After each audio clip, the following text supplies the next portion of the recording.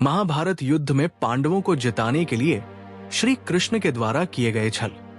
महाभारत में भगवान विष्णु के अवतार श्री कृष्ण को बहुत ही चतुर और सभी कलाओं का जानकार बताया गया है। श्री कृष्ण ने कई बार चतुराई का उपयोग करते हुए ऐसे काम किए जिन्हें छल माना जाता है। यहाँ जानिए 5 ऐसे प्रसंग जब श्री कृष्ण ने अपनी इस चतुराई का प्रयोग महाभारत युद्ध में पांडवों को जिताने में किया।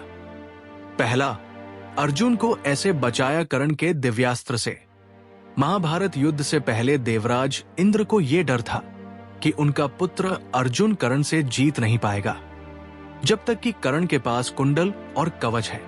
इसीलिए इंद्र ने ब्राह्मण का वेश धारण करके कर्ण से उसके कुंडल और कवच दान में मांग लिए। कर्ण के इस दानी स्वभाव से इंद्र प्रसन्न हुए और उन्होंने उसे एक दिव्यास्त्र दिया था। इंद्र ने कर्ण से कहा था कि यह दिव्यास्त्र सिर्फ एक बार चल सकता है और जिस पर भी इसका उपयोग किया जाएगा वो इंसान हो या देवता बच नहीं सकेगा। कर्ण ने यह दिव्यास्त्र अर्जुन के लिए संभाल कर रख लिया था। कर्ण चाहता था कि इस दिव्यास्त्र से ही अर्जुन को युद्ध में पराजित करेगा। श्री कृष्ण ये बात जानते थे कि कर्ण के पास जब तक ये दिव्यास्त्र है पांडव कौरवों को हरा नहीं सकते हैं और इस दिव्यास्त्र के रहते अर्जुन भी कर्ण का सामना नहीं कर पाएगा। इसीलिए श्री कृष्ण महाभारत युद्ध में भीम के विशालकाय पुत्र घटोत्कच को ले आए। घटोत्कच के युद्ध में आते ही कौरव सेना में हाहाकार मच गया। कोई भी योद्धा घटोत्कच का सामना नहीं कर पा रहा था। तब दुर्योधन के कहने पर कर्ण ने इंद्र के दिव्यास्त्र का उपयोग किया और घटोत्कच को मार दिया। इस प्रकार श्री कृष्ण ने कर्ण के दिव्यास्त्र का उपयोग करवा दिया और अर्जुन को बचा लिया। दूसरा, श्री कृष्ण की चतुराई से दुर्योधन की जांग नहीं बन पाई लोहे की। महाभारत युद्ध के समय गांधारी ने अपने पुत्र दुर्योधन को पूरी तरह नग्न अवस्था में बुलवाया था। माता की आज्ञा का पालन करने के लिए दुर्योधन भी नग्न अवस्था में ही जा रहा था। तब श्री कृष्ण दुर्योधन को नग्न देखकर हंसने लगे। श्री कृष्ण ने दुर्योधन से कहा कि इस अवस्था में माता के सामने जाओगे तो तुम्हें शर्म नहीं आएगी। ये बात सुनकर दुर्योधन ने अपने पेट के नीचे जांग वाले हिस्से पर केले का पत्ता लपेट लिया और इसी अवस्था में गांधारी के सामने पहुंच गया। गांधारी ने अपनी आंखों पर बंधी पट्टी खोलकर दुर्योधन के शरीर पर दिव्य दृष्टि डाली। इस दिव्य दृष्टि के प्रभाव से दुर्योधन की जांग के अलावा पूरा शरीर लोहे के समान हो गया।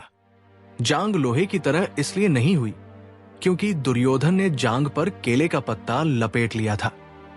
श्री कृष्ण जानते थे कि यदि गांधारी ने नग्न दुर्योधन पर दिव्य दृष्टि डाल दी तो उसका पूरा शरीर लोहे के समान हो जाएगा। इसके बाद कोई भी दुर्योधन को पराजित नहीं कर पाएगा। श्री कृष्ण ने चतुराई से दुर्योधन की जांघ को केले के पत्ते से ढकवा दिया था। इसी कारण दुर्योधन की जांघ लोहे के समान नहीं हो पाई और शेष पूरा शरीर लोहे का हो गया था। तीसरा, दुर्योधन की जांघ पर प्रहार करने के लिए श्री कृष्ण ने उकसाया भीम को। युद्ध में भीम और दुर्योधन का आमना सामना हुआ। तब भीम दुर्योधन को किसी भी प्रकार पराजित नहीं कर पा रहे थे क्योंकि दुर्योधन का शरीर लोहे की तरह बन चुका था और भीम की गदा के प्रहारों का कोई असर उस पर नहीं हो रहा था। यह देखकर श्री कृष्ण ने दुर्योधन की जांघ पर प्रहार करने के लिए भीम को इशारों में उकसाया।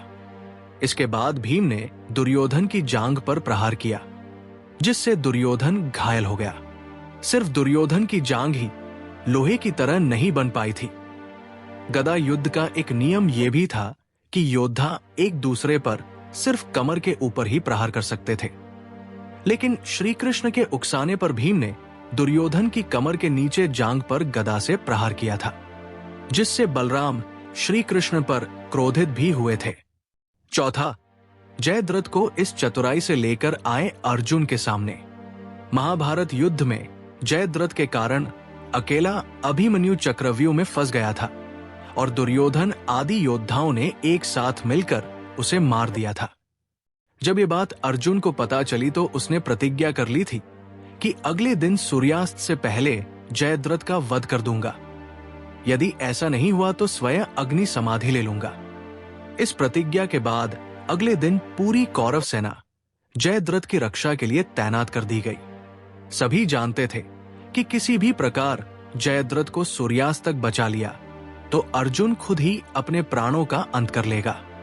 अर्जुन के बिना कौरव आसानी से पांडवों को हरा सकते थे।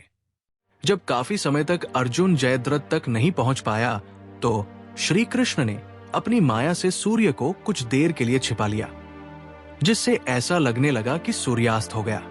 सूर्यास्त समझकर जयद्रथ खुद ही अर्जुन के सामने आ गया और हंसने लगा। ठीक उसी समय सूर्य पुनः निकल आया और अर्जुन ने जयद्रथ का वध कर दिया।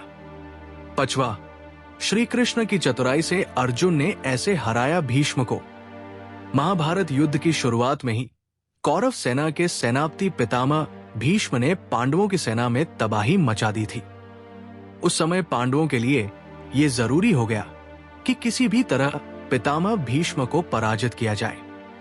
भीष्म को पराजित करना बहुत मुश्किल था। इसीलिए श्री कृष्ण युद्ध में शिखंडी को लेकर आए।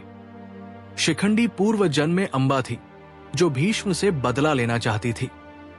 भीष्म ये बात जानते थे कि शिखंडी स्त्री से पुरुष बना है, इसीलिए भीष्म उसे स्त्री ही मानते थे। युद्ध में श्री कृष्ण ने शिखंडी को अर्जुन की ढाल बनाया। शिखंडी को सामने देखकर भीष्म ने शस्त्र रख दिए, क्योंकि वे किसी भी स्त्री के सामने शस्त्र नहीं उठा सकते थे। इसका फायदा उठाकर अर्जुन ने शिखंडी के पीछे से भीष्म पर बाणों की बारिश कर दी और भीष्म बाणों की शैया पर पहुंच गए।